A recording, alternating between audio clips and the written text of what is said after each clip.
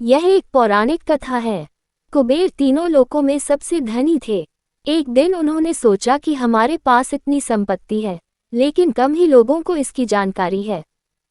इसलिए उन्होंने अपनी संपत्ति का प्रदर्शन करने के लिए एक भव्य भोज का आयोजन करने की बात सोची। उसमें तीनों लोकों के सभी देवताओं को आमंत्रित किया गया।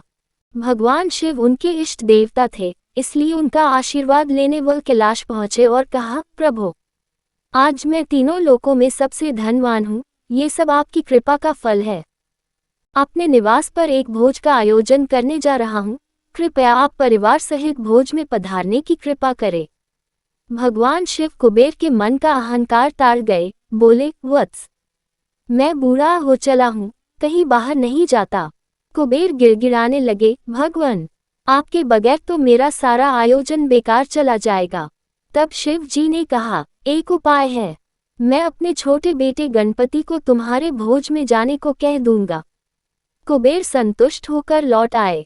नियत समय पर कुबेर ने भव्य भोज का आयोजन किया। तीनों लोकों के देवता पहुंच चुके थे। अंत में गणपति आए और आते ही कहा, मुझको बहुत तेज भूख लगी है, भोजन कहाँ है? कुबेर उन्हें ले गए भोजन से सजे कमरे में।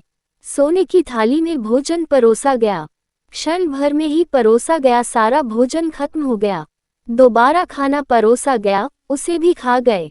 बार बार खाना परोसा जाता और क्षण भर में गणेश जी उसे चख कर जाते।